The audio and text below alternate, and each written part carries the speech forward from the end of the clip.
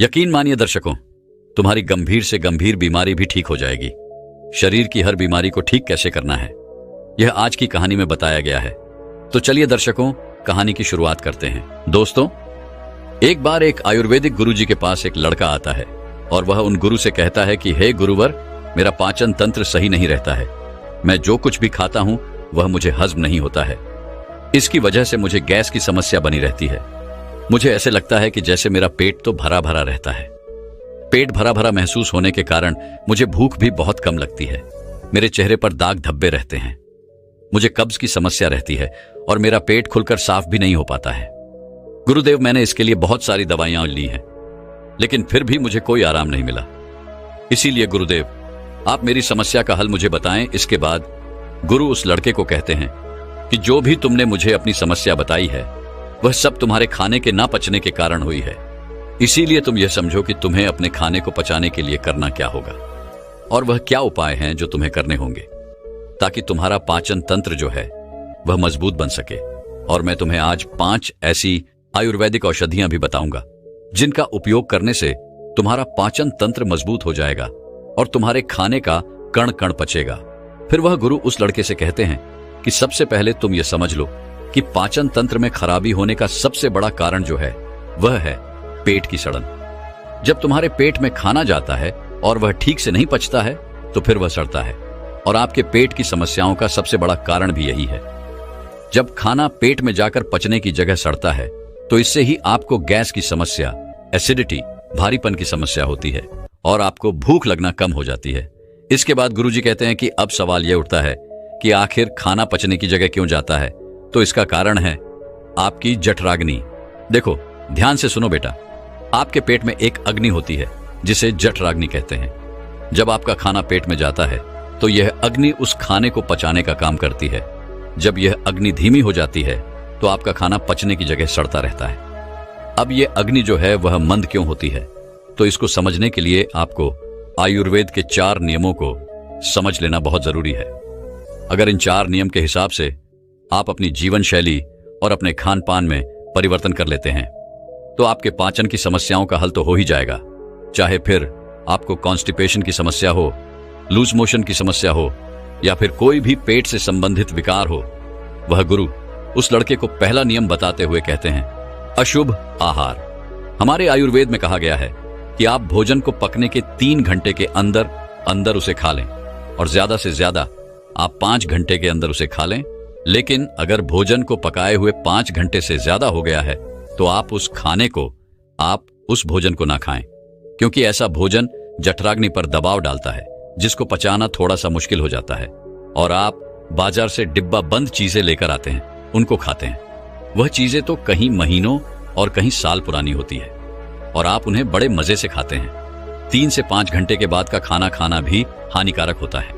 वह खाना भी खाने के लायक नहीं होता है और आप 1 साल पुरानी, 2 साल पुरानी चीजें जो डिब्बों में बंद होती हैं उन्हें बड़े स्वाद से खाते हैं।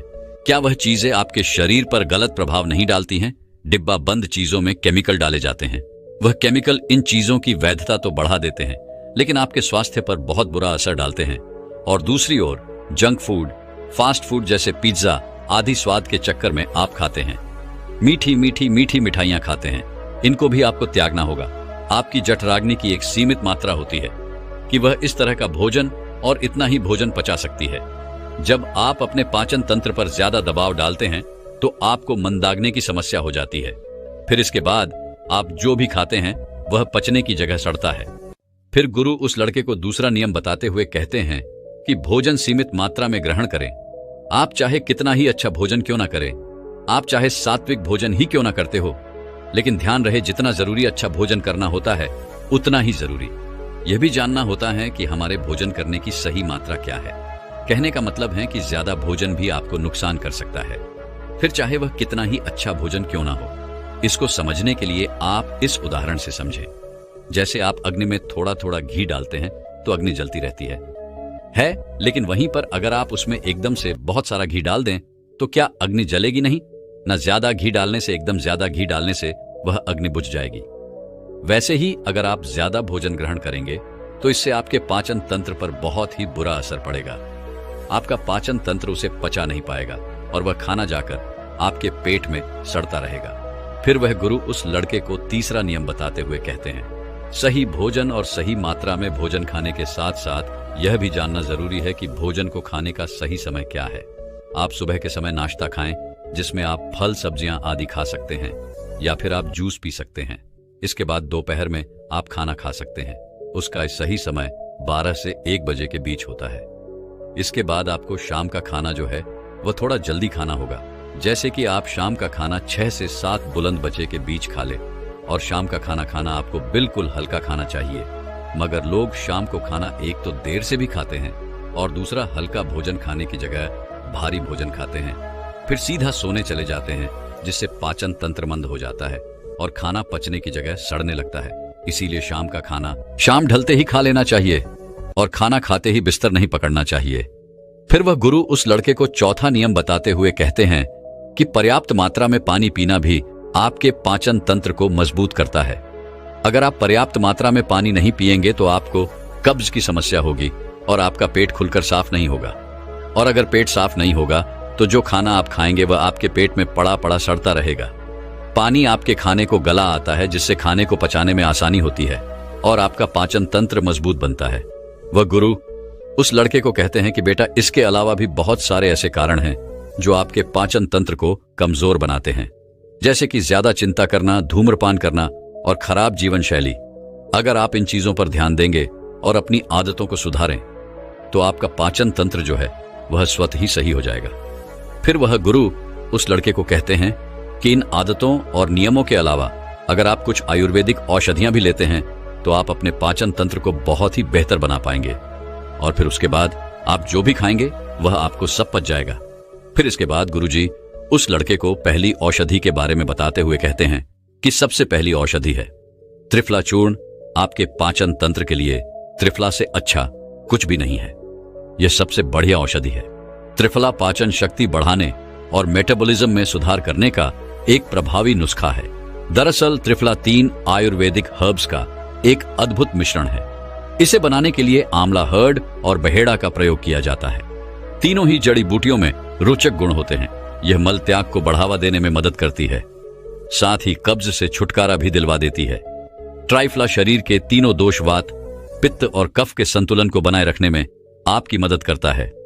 यह अंत में अच्छे बैक्टीरिया को बढ़ाता है, साथ ही टॉक्सिन्स को नष्ट करता है, जिससे डाइजेशन में सुधार होता है।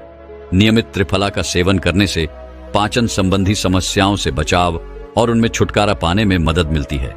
आप रात में सोने से पहले गर्म पानी के साथ त्रिफला का सेवन कर सकते हैं।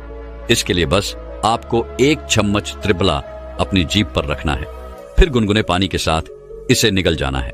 आप चाहें तो दूध के साथ इसका सेवन कर सकते हैं। इसके अलावा आप रात में सोने से पहले 1 गिलास पानी में 1 चम्मच त्रिफला पाउडर मिलाकर ढककर छोड़ सकते हैं और सुबह खाली पेट इसका सेवन कर सकते हैं। यह भी पाचन को दुरुस्त रखने में आपकी मदद करेगा। फिर गुरु उस लड़के को दूसरी औषधि के बारे में बताते हुए कहते हैं कि वह है हिंग। यह एक पॉलीहर्बल आयुर्वेदिक सदी है जिसका उपयोग पाचन विकारों के इलाज के लिए किया जाता है। हिंग काली मिर्च, अदरक, जीरा, क्लचेड, अजवाइन और हिमालय नमक से मिलकर बना होता है। यह मल त्याग, पेट फूलना पक्ष और कब्ज जैसी स्थितियों को प्रबंधित करने में मदद करता है। यह पेट में जलन पैदा किए बिना पाचन में मदद करता है। आयुर्वेद के अनुसार हिंग भूख बढ़ाने वाला और पाचन गुण होते हैं जो भोजन को पचाने में मदद करते हैं, अपच और पेट फूलने से राहत दिलाते हैं। ये गुण भूख न लगने की समस्याओं में भी मदद करते हैं। हिंग में वात संतुलन गुण भी होता है जो पेट को नियंत्रित करने में मदद करता है। इसका भी प्रयोग आपको खाना खाने मिनट के बाद पानी या दूध में किया जा सकता है।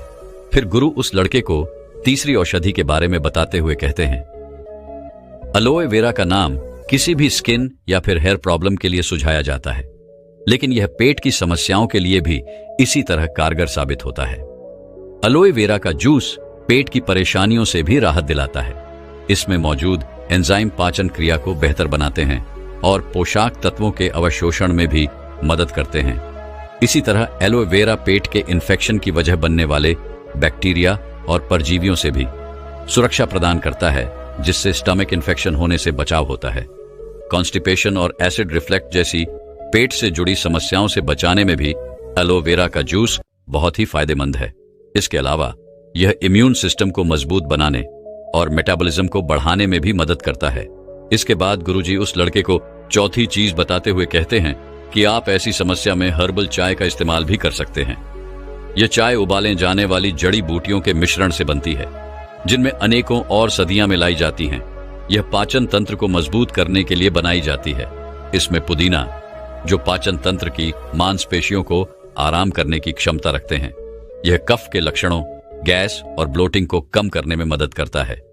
इसमें अदरक, जो एंटी इन्फ्लेमेटरी गुणों से भरपूर होता है, पाचन को प्रोत्साहित करने में मदद करता है और उपस्थित गैस और ब्लोटिंग को कम करने में सहायता प्रदान करता है।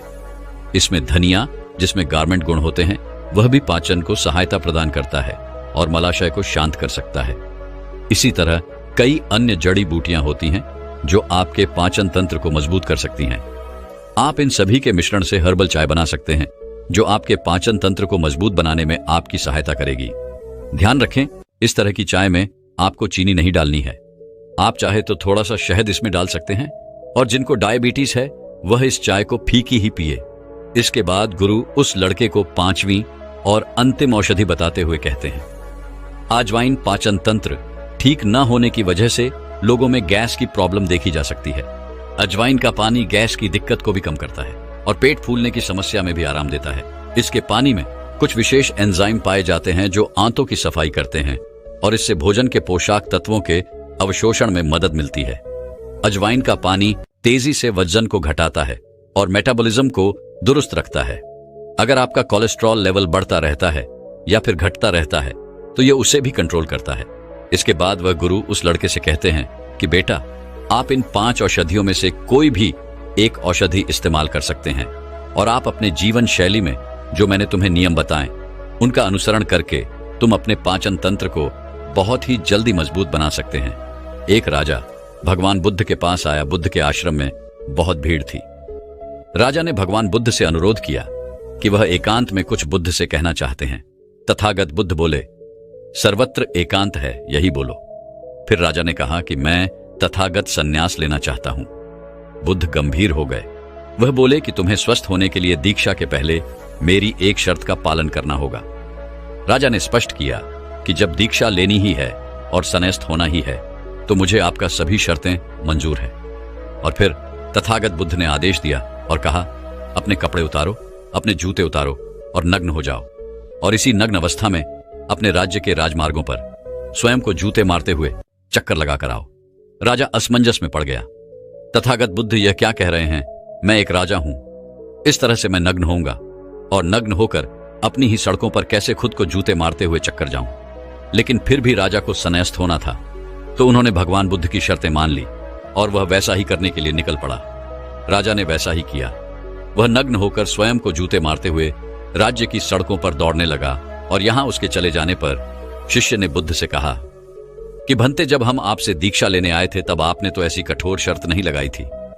आप तो स्वयं करुणा अवतार हैं, फिर आपने राजा के साथ ऐसा कठोर व्यवहार क्यों किया? तब भगवान बुद्ध बोले, जब तुम लोग संन्यास लेने आए थे तब तुम्हारे अहंकार बहुत बड़े नहीं थे, इसीलिए तुम लोगों से घर घर भिक्षा ना करवा के ही काम बन गया। यह तो एक बड़े राजा हैं, इसका अहंकार भी बहुत बड़ा है, इसीलिए जितना बड़ा रोग उतनी बड़ी दवाई। इसीलिए महारोग की दवाई भी अधिक शक्तिशाली होती है।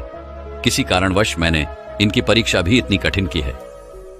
राजा जब इस दशा में अपनी ही प्रजा के सामने से गुजरेगा तो उसका अहंकार चूर चूर हो चुका होगा।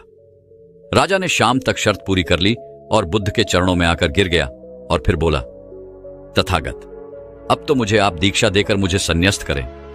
भगवान बुद्ध ने राजा के सिर पर मुकुट रखा और कहा कि अब तुम्हें संन्यास लेने की जरूरत ही नहीं है। जाओ और कर्ता भाव छोड़कर साक्षी भाव से राज करो। अब तो तुम राजस्व हो चुके हो, अब तुम राजस्व हो। देखिए दोस्तों, किस तरह से भगवान बुद्ध ने एक राजा को उपदेश दिया और राजा का जीवन धन्य हो गया। दोस्तों, यह छोटे से उपदेश से आपको क्या ज्ञान प्राप्त हुआ, कमेंट में हमें जरूर बताइएगा। चलिए अब जानते हैं स्वास्थ्य से संबंधित बहुत ही महत्वपूर्ण जानकारी। क्या आप जानते हैं कि यह हमारा शरीर किससे बना है? यह सबसे पहले जानना बहुत जरूरी है। और हमारे शरीर में कौन से 3 दोष पाए जाते हैं? हमारा शरीर 5 तत्वों से बना है, और हमारा शरीर में 3 दोष पाए जाते हैं, वात दोष, पित्त दोष और कफ दोष। इसे जानना जरूरी है क्योंकि यह हर एक बीमारी का कारण होता है। क्योंकि हर एक बीमारी की जड़ यही 3 दोष है, इसीलिए जानना जरूरी होता है। तो आपका शरीर का सबसे महत्वपूर्ण दोष यह 3 दोष हैं, पित्त दोष, वात दोष और कफ दोष। अगर आपके शरीर का वात दोष गड़बड़ हो गया तो 60 से 70% बीमारी होगी। अगर आपके शरीर का पित्त दोष गड़बड़ हो गया तो आपके शरीर में 15 से 20 पर बीमारियां होती हैं। और यदि आपके शरीर का कफ दोष गड़बड़ हो गया तो 5 से 10% बीमारी होती है। अब इस तीनों प्रवृत्ति हमारे शरीर में कब से कब तक रहती है? जब हम जन्म से बाल्य अवस्था में रहते हैं, यानी जब हमारा जन्म होता है और 14 साल की उम्र तक हमारे शरीर में कफ प्रवृत्ति ज्यादा होती है। इस समय कफ ज्यादा बनता है, यह प्रकृति की देन है। कफ इसलिए बनता है क्योंकि हमारा शरीर ग्रो करता है। कफ बनना जरूरी है क्योंकि ये कफ हमारे शरीर के बहुत ही महत्वपूर्ण अंग है। बस हमें यह ध्यान देना है, हम अपने बच्चों को ऐसी कोई चीज नहीं देना है जिससे उनका कफ और बढ़ जाए, क्योंकि बच्चे उस समय कुछ नहीं जानते। पेरेंट्स को जागरूक होना होगा। बस हमें अपने बच्चे को कुछ भी ऐसी चीज नहीं देना है जिससे उसका कफ और बढ़ जाए। कफ बनाने वाली चीजें हमें उन्हें नहीं खिलानी है, नहीं तो क्या होगा? कफ से संबंधित जो 5 से 10 पर बीमारी है, जैसे टीबी, दमा, एज्मा, ये सारी बीमारियां इसकी वजह से होती हैं। ये हर पेरेंट्स को ध्यान देना होगा। उसके बाद हम आते हैं बाल्य अवस्था से युवा अवस्था में। युवा अवस्था की आयु कितनी होती है? जब हम 15 साल से 60 साल के बीच में होते हैं। इस समय हमारा शरीर युवा अवस्था में होता है। इस समय हमारे शरीर में पित्त प्रवृत्ति सबसे ज्यादा होता है, सबसे ज्यादा पित्त बनता है। इसलिए हमें यह ध्यान देना होगा कि हम ऐसी कोई भी चीज ना खाएं जिससे हमारा पित्त दोष बढ़ जाए। अगर हमारे शरीर में पित्त दोष बढ़ जाएगा तो हमारे शरीर में 15 से 20% बीमारियां होती हैं। इसके बाद आता है वृद्धावस्था। 60 साल की उम्र हमारी वृद्धावस्था होती है। इस समय हमारे शरीर में वात दोष बढ़ता है और वात दोष से संबंधित 60 से 70% बीमारियां हमारे शरीर में होती हैं। तो आपको ऐसी कोई चीज नहीं खानी है जिससे वात दोष बढ़े। तो दोस्तों, ये आप समझ गए कि आपके शरीर में 3 दोष का क्या रोल है। इसलिए इन 3 दोषियों से संबंधित जो भी जानकारी जहां से भी उपलब्ध हो, एकत्र करें और उसे अपने जीवन में लागू करें, कारण को दूर करें और हमेशा इस बात का ध्यान रखें कि इन 3 दोषों में क्या खाना चाहिए और क्या नहीं खाना चाहिए। इस दोषों को बढ़ाने वाली चीजें कभी ना खाएं। अब आप इन तीनों दोषों के बारे में जान गए हैं, तो अब जान लें कि आपका शरीर 5 तत्वों से कैसे बना है। आपका शरीर 5 तत्वों से बना है और इन 5 तत्वों में प्रोटीन्स, विटामिन, सारे तत्व आते हैं। अब इस 5 तत्वों में और 3 दोषों में जो भी कमी आती है, तभी आपका शरीर बीमार होता है, अन्यथा आपका शरीर बीमार नहीं होता। अब आप समझ गए आपका शरीर बीमार होने का क्या कारण है। जैसे कुछ लोग रोते हैं, भगवान ने हमें ये कष्ट दे दिया, भगवान ने हमें ये बीमारी दे दिया, हमें गैस्ट्रिक अल्सर हो गया, हमें थायराइड, ब्लड प्रेशर, शुगर हो गया। क्यों हो गया? भगवान ने नहीं दिया, आपने खुद पाला है। जब प्रकृति आपको खाना खाने के नियमों का पालन करने के लिए कहती है, पानी पीने के नियमों का पालन करिए, इस प्रकृति का नियम पालन करिए, तो आप क्यों नहीं कर रहे हैं? जबकि हमारा शरीर उसी तत्वों से बना है प्राकृतिक तत्वों से ही तो बनी है। हमारा शरीर भी पानी से ही तो बना है, खाने से ही तो बना है, पोशाक तत्वों से ही तो बना है। ये सारे नियमों का आपको पालन करना होगा। अब जब यह हमारा पित्त दोष कह रहा है कि ये चीज मत खाओ, ये पित्त और बढ़ेगा, तो आप उसे क्यों खाते हैं? पिज्जा बर्गर आप क्यों खाते हैं? चाय आप क्यों पीते हैं? चीनी आप क्यों खाते हैं? मैदा आप क्यों खाते हैं? जब आप ये सारी चीजें खा रहे हैं तो आपके पेट में एसिडिटी बनेगी, आपका पाचन तंत्र बीमार पड़ेगा। तो जब आपका पाचन तंत्र बीमार होगा तो अनेक बीमारियां आपको आएगी। ये तो आप खुद कर रहे हो ना, ब्रह्मांड नहीं दे रहा है, भगवान नहीं कर रहा है। हम आप इसे खुद जाने अनजाने में कर रहे हैं। हम अपने मन को, अपनी जीभ को कंट्रोल नहीं कर पा रहे हैं। तो दोस्तों, ये सारी चीजें आप छोड़ दीजिए। दोस्तों, एक छोटी सी दिखने वाली चींटी भी एक बड़े से हाथी का तांडव करवा देती है। एक छोटा सा दिखने वाला तिनका भी आपकी आंखों में गिरकर आपकी आंखों को खराब कर देता है। आप जीवन भर अंधे हो जाते हैं। फिर आप अपने स्वास्थ्य के साथ इतनी लापरवाही कैसे कर सकते हैं? आप छोटी छोटी चीजों को नजरअंदाज कैसे कर सकते हैं? आपको पता है कि मां प्रकृति ने हमें ऐसे भोजन उपहार में दिए हैं जिनका सेवन करके हम जीवन भर स्वस्थ और निरोगी रह सकते हैं। दोस्तों, आज एक ऐसे ही अनमोल उपहार के बारे में, यानी कि एक ऐसे खाद्य पदार्थ के बारे में आपको इस कहानी के माध्यम से पता चलने वाला है कि आप दंग रह जाओगे, सालों आप निरोगी रहेंगे। तो शुरू करते हैं। एक समय की बात है, एक गुरुजी आयुर्वेद के बहुत बड़े जाता थे। वह अपनी कुटिया में अपने शिष्यों को उपदेश दे रहे थे। वह अदरक के महत्व के बारे में समझा रहे थे और उनसे कह रहे थे कि बच्चों, अदरक का सेवन करने से आप अनेक बीमारियों जैसे आर्थराइटिस, कैंसर, दमा, खांसी जुकाम, हार्ट अटैक, ब्लड शुगर, पेट से संबंधित जितनी भी बीमारियां हैं, उन सब से आप दूर रह सकते हैं। गुरु की पूरी बात सुनने के बाद एक शिष्य ने उनसे प्रश्न किया, गुरुदेव, क्या वाकई में अदरक हमारी विभिन्न बीमारियों को जड़ से खत्म कर सकती है? ये दिखने में तो छोटी सी होती है। फ्री कैंसर, आर्थराइटिस, दमा, हार्ट अटैक जैसी बीमारियों को कैसे ठीक कर सकती है, और वो भी जड़ से? गुरुदेव, कृपया करके आप हमें विस्तार से इसके बारे में समझाएं। हम इसके बारे में जानने के लिए बहुत उत्सुक हैं। फिर गुरु उन सभी शिष्यों से कहते हैं, सभी लोग शांत हो जाइए। मैं आपको अदरक के बारे में विस्तार से समझाता हूं कि यह किस तरह से आपके स्वास्थ्य को ठीक कर सकती है। बच्चों, अदरक हर घर में इस्तेमाल होने वाला कच्चा मसाला है। यह सिर्फ न कि स्वाद ही बढ़ाता है, बल्कि इसके कई स्वस्थ लाभ है। इसके गुणों और पोषक तत्व की वजह से इसे आयुर्वेद में एक पावरफुल जड़ी बूटी माना जाता है।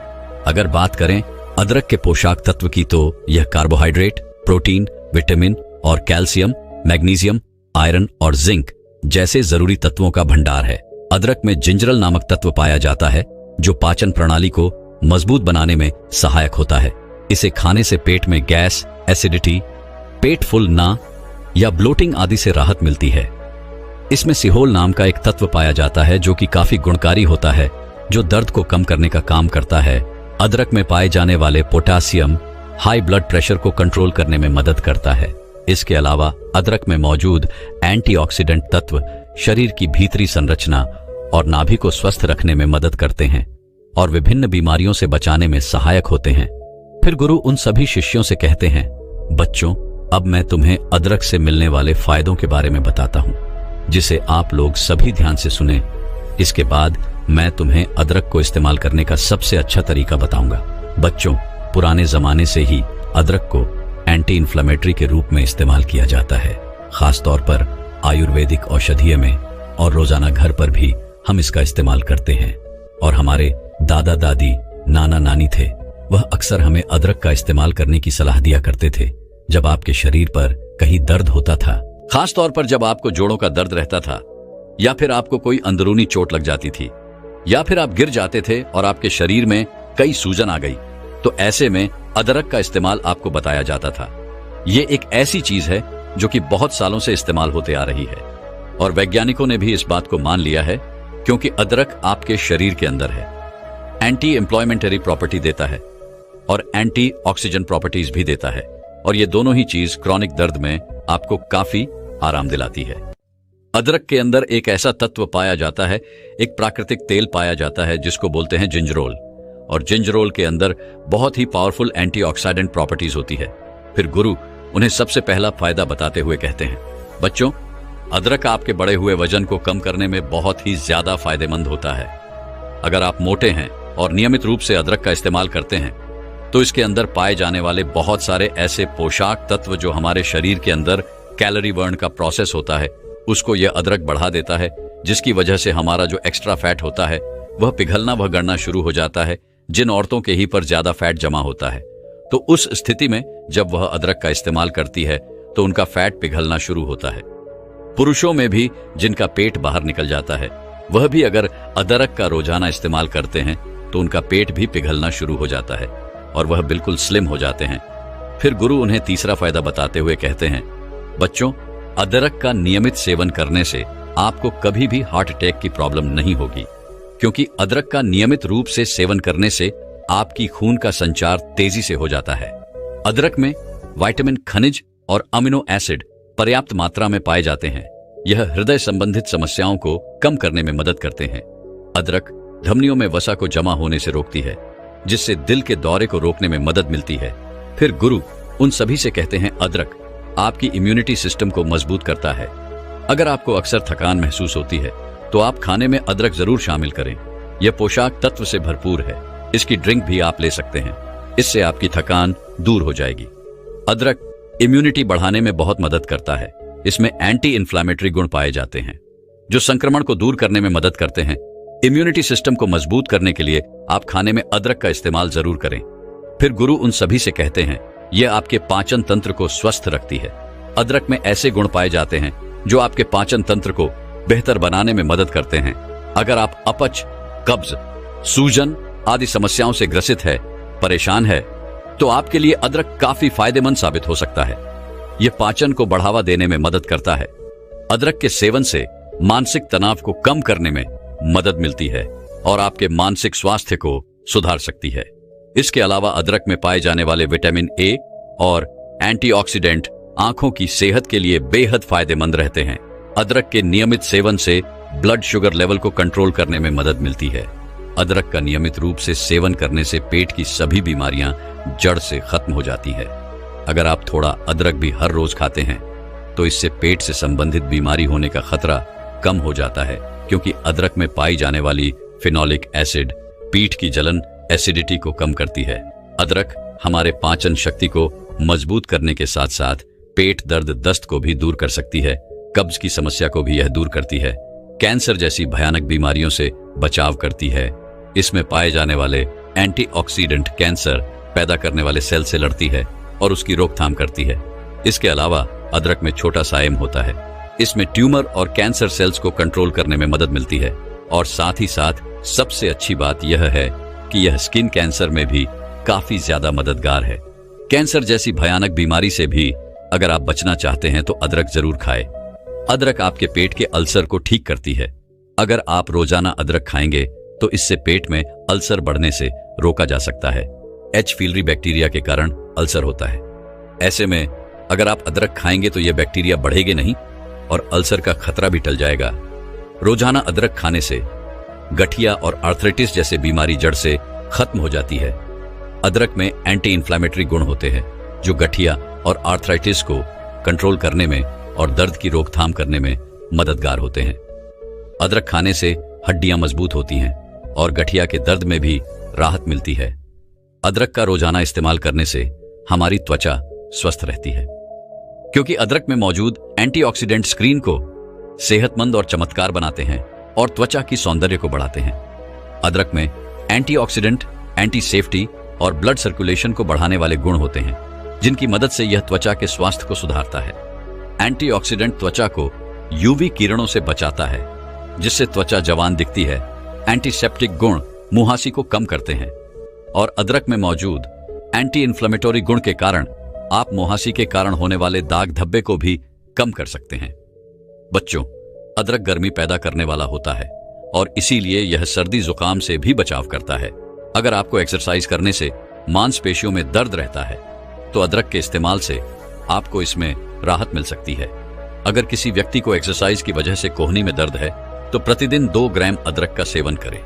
इससे उसका मांसपेशियों का दर्द कम हो जाएगा। बच्चों, आर्थराइटिस जोड़ों में दर्द और जकड़न पैदा करने वाली बीमारी है और यह काफी सामान्य है। वैसे तो इस बीमारी का ठीक से इलाज नहीं है, लेकिन अगर आप नियमित रूप से अदरक सेवन करते हैं तो इससे आपका दर्द खत्म हो जाएगा। अदरक आपके ब्लड शुगर को भी कम करता है। इस अदरक के अंदर एंटीबायोटिक डायबिटीज प्रॉपर्टी जो होती है, और यह बहुत ही पावरफुल प्रॉपर्टी है जो आपके बढ़े हुए ब्लड शुगर को कंट्रोल करती है। फिर गुरु उन सभी शिष्यों से कहते हैं, बच्चों, अब मैं तुम्हें अदरक को इस्तेमाल करने का सही तरीका बताता हूं। आपको 1 चम्मच कसा हुआ अदरक ले लेना है। साबुत अदरक नहीं लेना है।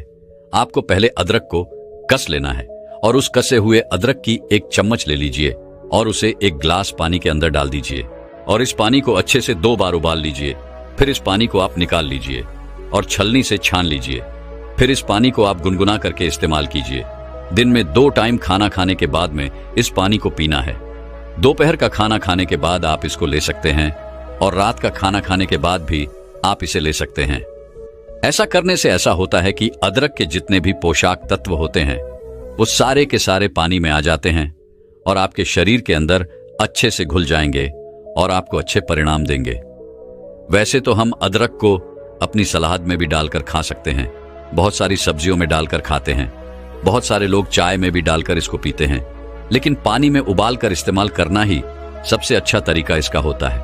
खाने में डालने के अलावा अदरक के टुकड़ों को उबालकर चाय में मिला सकते हैं और इसमें शहद या नींबू डालना ना भूलें। आप अदरक की चटनी या फिर अचार का इस्तेमाल भी कर सकते हैं। एक व्यक्ति सुदूर प्रदेश से यात्रा करके गौतम बुद्ध से मिलने आया। उसका चेहरा देखकर लग रहा था कि वह अंदर से बहुत परेशान है। व्यक्ति ने बुद्ध को प्रणाम किया और बोलते बोलते रोने लगा। मुझे इंसाफ चाहिए, उन नीच लोगों को सजा मिलनी चाहिए। हमेशा की तरह गौतम बुद्ध शांत थे। फिर उन्होंने व्यक्ति को पानी पिलाया और पास में बिठाया और फिर पूछा, तुम्हारे साथ क्या हुआ जो तुम इतने बेचैन हो? तथागत की आवाज में अपनापन लगा। व्यक्ति अपनापन सुनकर थोड़ा सहज हुआ, वह थोड़ा शांत हुआ। कुछ देर शांत होने के बाद वह बोला, 4 लोगों ने मिलकर मेरे साथ व्यापार में बड़ा धोखा किया है। सामान लिया और पैसे नहीं दिए। जब मैंने पैसे मांगे तो उन्होंने कहा, तुमने सामान दिया ही कब? उल्टा हमसे एडवांस ले लिया। अब बात सहित पैसा वापस करो। उन लोगों ने सबके सामने मुझे झूठा साबित किया। मेरी बहुत बेइज्जती हुई। उस व्यक्ति ने कहा, हर जगह उनके चेहरे सामने आते रहते हैं। मैं चाहता हूं कि उन्हें उनके किए की सजा मिले, मुझे इंसाफ मिले, तब जाकर मेरा मन शांत होगा। गौतम बुद्ध ने कहा, जब तक उन्हें सजा नहीं मिलेगी तब तक क्या तुम खुद को सजा देते रहोगे? व्यक्ति ने कहा, मगर ऐसे लोगों को तो सजा मिलनी ही चाहिए, वरना ये लोग दूसरों को ऐसे ही लूटते रहेंगे। गौतम बुद्ध मुस्कुराए और बोले, मैं तुम्हें एक कहानी सुनाता हूं, फिर तुम्हें बताना कि तुम्हें क्या करना चाहिए। व्यक्ति संतुष्ट नहीं था पर चुप रहा। गौतम बुद्ध ने कहा, एक बार एक सैनिक जंगल से गुजर रहा था। अचानक उसे कमर में बहुत तेज चुभन हुई। दर्द इतनी तीव्रता से हुआ कि सैनिक नीचे गिर पड़ा। उसने होश संभाला तो देखा कि उसकी कमर में तीर घुसा हुआ है और खून से भीग रहे हैं। तभी उस सैनिक के सामने से एक शिकारी भाग कर निकला। सैनिक समझ गया कि उस शिकारी का ही तीर मुझे लगा है।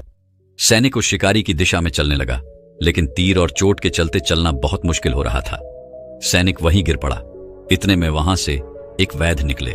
तुरंत सैनिक का तीर निकाला और उसका उपचार करने लगे, लेकिन तीर निकलते ही सैनिक उठा और जाने लगा। वैद्य ने कहा, भाई पहले उपचार तो होने दो, नहीं तो पूरे शरीर में जहर फैल जाएगा। लेकिन घायल सैनिक ने गुस्से में बोला, नहीं, पहले मुझे उस कायर को ढूंढना है जिसने मुझ पर यह तीर चलाया और मदद के लिए रुका भी नहीं। मैं पहले उसे सजा दिलवा कर आऊंगा, फिर इलाज करवाऊंगा। वैद्य ने समझाया, बेटा अभी केवल तीर निकला है, अगर थोड़ा सा भी जहर अंदर रह गया तो फिर पूरे शरीर में फैल जाएगा, तुम्हारी इससे जान भी जा सकती है। गौतम बुद्ध ने कहा। लेकिन वह सैनिक गुस्से के आग में अंधा बहरा हो चुका था। शिकारी की तलाश में वह काफी देर तक जंगल में भटकता रहा और अंत में शरीर में जहर फैलने के कारण उसकी मृत्यु हो गई। कहानी सुनकर गौतम बुद्ध ने उस व्यक्ति से अजीब सवाल पूछा, अच्छा यह बताओ उस सैनिक को कितने तीर लगे थे? व्यक्ति ने कहा, उस सैनिक को तो एक ही तीर लगा था। गौतम बुद्ध ने कहा, शिकारी ने सैनिक को एक ही तीर मारा था, पर सैनिक बार बार खुद को क्रोध और बदले की भावना के जहरीले बाण मारता रहा, अपने विचारों और भावनाओं से खुद को घायल करता रहा। गौतम बुद्ध कहते हैं, दूसरा तीर पहले वाले से ज्यादा कष्टकारक था, क्योंकि सैनिक उससे खुद को मार रहा था। बुद्ध कहते हैं, हमें हमारे क्रोध के लिए दंड नहीं मिलता, बल्कि हमारा क्रोध ही हमें दंड देता है। गौतम बुद्ध ने कहा, इस संसार में सब कुछ बदलता है। अनीति के कारण हम सबके जीवन में कभी ना कभी तकलीफ आती है, कभी अचानक नुकसान हो जाता है, कभी हमसे गलती होती है, कभी हम पर झूठे आरोप लगते हैं, कभी हमें कोई छोड़कर चला जाता है। लेकिन इसको बार बार याद करते रहना और खुद दुखी होना इंसान को असल घटना से कहीं ज्यादा कष्ट पहुंचाता है। तकलीफ तो अटल है, पर दुखी रहना पूरी तरह से आपकी मर्जी है। व्यक्ति ने पूछा, लेकिन मन पुरानी बातों को छोड़ नहीं पाता, बुरी भावनाएं बार बार हावी हो जाती हैं। गौतम बुद्ध कहते हैं कि जिसके मन में तृष्णा पैदा हो जाए कि ऐसा ही होना चाहिए, मुझे तो यही चाहिए, तो उसे प्रमाण के सारे देवता भी दुख से बचा नहीं सकते। यह तृष्णा कठिन अनुभवों से बचने की, शारीरिक सुख पाने की या अत्यधिक धन संपत्ति पाने की हो सकती है। गौतम बुद्ध कहते हैं कि कोई भी कारण इतना बड़ा नहीं, अभी तक आप जानते नहीं थे, लेकिन समझदार इंसान गलती बार बार नहीं दोहराता। दृढ़ निश्चय और प्रयास से जन्मों से पड़ी बुरी आदत भी त्याग देता है। तथागत गौतम बुद्ध व्यक्ति को समझाने के लिए कहते हैं कि बुरा इंसान कभी खुद को बेहतर करने का प्रयास नहीं करता, इसलिए वह बुरे गुणों को छोड़ नहीं पाता। यही बुरे गुण आखिर में उसे दंड देते हैं। इसलिए आपको बदले की भावना और असहाय होने की भावना छोड़कर आगे वर्तमान पर काम करना होगा। ऐसा करने से अपने आप सही रास्ता निकलेगा। तुम निश्चिंत रहो, गौतम बुद्ध ने कहा, अब वर्तमान पर ध्यान दो और मन को शांत रखकर केवल देखो। यह प्रयास करो, यह प्रयास तुम्हें करना ही होगा, क्योंकि हमारे अलावा हमारा कोई उद्धार नहीं कर सकता। हमें मन को जीतने के रास्ते पर खुद ही चलना होगा। आज की सीख है, अंतर्मन से शिकायतें मिटाओ। किसी न किसी मात्रा में हम अपने सबकॉन्शियस माइंड में कई सारे शिकायतें लिए रहते हैं, जिस कारण हम चाहते हुए भी खुश नहीं रह पाते। थोड़ी सी बात हमें उदास कर देती है। हमारा स्वभाव ऐसा होना नहीं चाहिए, बल्कि हमारा स्वभाव ऐसा होना चाहिए कि हम बच्चों की तरह अकारण ही खुश रह सके। छोटी छोटी बात हमें एनर्जी और खुशी से भर सके। जिसका ऐसा स्वभाव होता है, उसका शरीर और मन हमेशा ऊर्जावान रहता है, बुद्धि तेज चलती है, वह सुख दुख में समान रहता है और वह जल्दी बीमार भी नहीं पड़ता। दूसरी सीख है, स्वीकार करना महानता ही सत्य है। जितने भी महान लोग हुए हैं, इन सब के जीवन में अन्याय, गलती और कष्ट थे। इन्होंने सबसे पहले अनहोनी को स्वीकार किया कि हाँ ऐसा है, अब मैं इसके बावजूद शांत और समान रहकर उद्यम करता हूं, प्रयास करता हूं, प्रेजेंट में जीता हूं। गलती को स्वीकार करने से महानता और प्रेजेंट की शुरुआत होती है। असली ताकत केवल और केवल पूर्ण समर्पण से अभ्यास करने में है। अब दोस्तों, अपने शरीर को स्वस्थ रखने के लिए किन 4 अंगों पर तेल लगाना चाहिए, इस विषय पर अगली कहानी की शुरुआत करते हैं। अब बात करते हैं कि हमें अपने शरीर पर कौन सा तेल लगाना चाहिए, कहां पर लगाना चाहिए, इस बारे में जानते हैं। आप समझ गए आपके शरीर का निर्माण कैसे होता है। इसे सुरक्षित रखना आपके हाथ में है, इसकी की सुरक्षा आप खुद कीजिए। शरीर की 4 महत्वपूर्ण अंग है, जिससे आपकी शरीर की सारी नसें जुड़ी हुई हैं। पहला है नाभि, दूसरा है पैर का तलवा, तीसरा है आपकी नाक और चौथा है आपका सर। ये 4 सबसे महत्वपूर्ण अंग है और इन चारों जगह पर आपको तेल लगाना है। बस ये ध्यान देना है कि आपको कब लगाना है और कैसे लगाना है। तो सबसे पहले चलते हैं आपके पैरों के तलवे। जो व्यक्ति रोज सुबह जागकर मॉर्निंग वॉक करता है, नंगे पैर जमीन पर या फिर हरी घास पर, तो दोस्तों उसकी आंखों की रोशनी कभी कम नहीं होती। तो इसीलिए आपको पैरों के तलवे में शुद्ध तोरी का तेल लगाना है। इसके अलावा आप शुद्ध सरसों का तेल भी लगा सकते हैं। जब आप रात में सोने जाएं, तो उसके पहले गुनगुने पानी से अपना पैर धो लीजिए। पैर धोने के बाद बढ़िया से उसे साफ कर लीजिए, सूख जाए। जब आप बिस्तर पर लेट जाएं और अपने हाथ से मालिश कर लीजिए।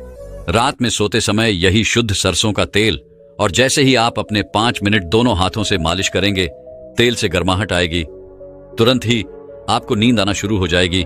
अगर आप नींद का टैबलेट लेते हैं, अगर आप डिप्रेशन में हैं, नींद नहीं आ रही है, तो यह दूसरे दिन से ही बंद हो जाएगा। आपको नींद की टैबलेट की जरूरत ही नहीं पड़ेगी। आपका पागलपन दूर हो जाएगा। याददाश्त बहुत तेज होती है। दिमाग से संबंधित सारी समस्याएं खत्म, और एक ही बार में आप 10 बजे सो रहे हैं, तो 4 बजे से पहले आपकी नींद ही नहीं खुलेगी। इतनी बढ़िया नींद आती है। तो पैर के तलवे में तेल लगाने से आपके पाचन तंत्र मजबूत होता है, याददाश्त तेज होती है, भूख लगती है, शरीर में शक्ति मिलती है, ऊर्जा मिलती है, यानी कि शरीर की सारी पोशाक तत्वों की पूर्ति कर देता है। दूसरा स्थान है नाभि, जो कि आपके शरीर का सबसे महत्वपूर्ण अंग है। नाभि के पीछे एक पेय को ग्रंथि पाई जाती है, और इसी पेय को ग्रंथि से शरीर की सारी नसें जुड़ी हुई होती हैं, और यह शरीर की सबसे शक्तिशाली ग्रंथि होती है। इसलिए नाभि में तेल लगाना चाहिए। आप देखते होंगे जब आपके घर में छोटा बच्चा होता है, तो माताएं उस बच्चे की तेल से मालिश करती थीं, लेकिन अब तो बच्चों को तेल लगाना ही बंद कर दिया। पहले माताएं 8 से 10 बार दिन में बच्चे की तेल से मालिश करती थीं। वे कहती थीं कि हम जितनी बार तेल की मालिश करेंगे, उनकी हड्डियां उतनी ही मजबूत होंगी।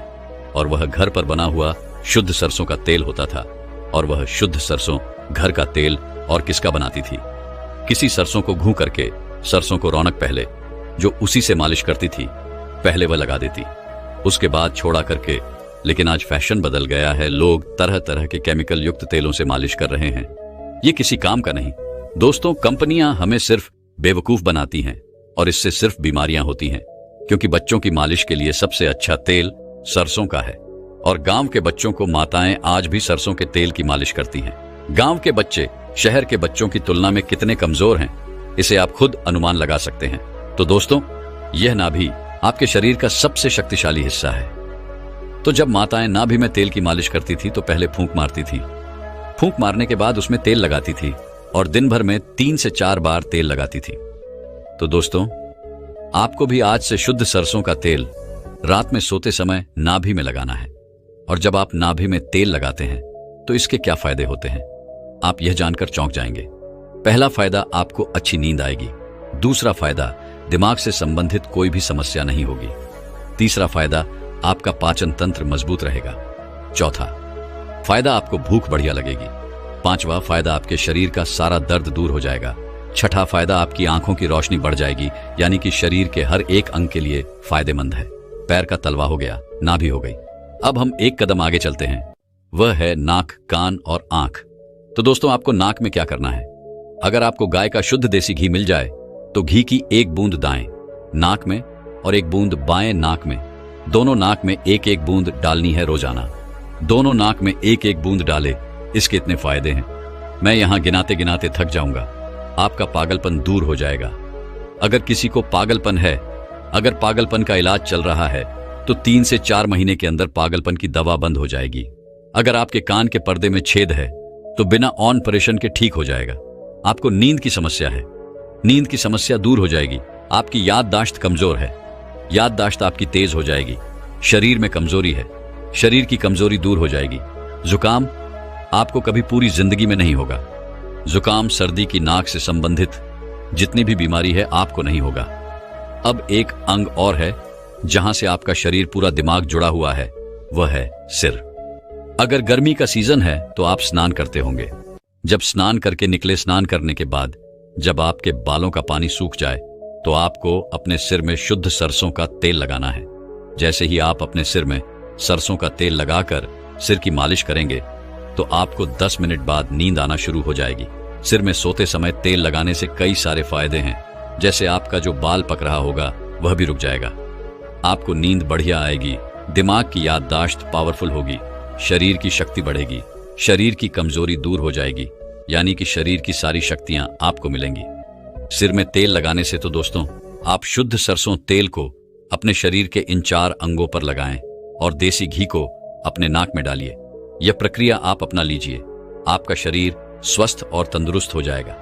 जैसे हमने कहा कि यह हमारा शरीर है, हमारा शरीर हमारे ऊपर डिपेंड है।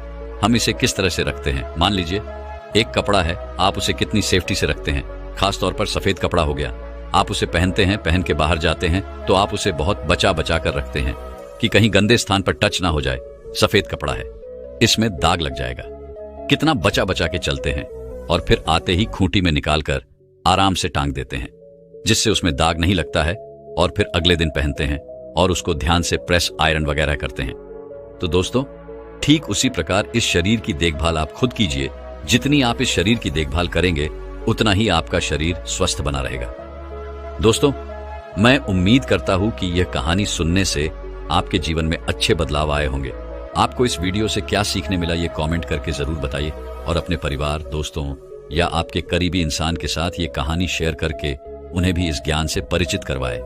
बाकी अगर आपको यह वीडियो दिल से अच्छी लगी हो तभी इस वीडियो को लाइक कर देना, और आपने अब तक इस चैनल को सब्सक्राइब न किया हो तो चैनल को सब्सक्राइब भी जरूर कर देना। आपका हर दिन शुभ हो और खुशियों से आपका जीवन भरा रहे। धन्यवाद। नमो बुद्धाई।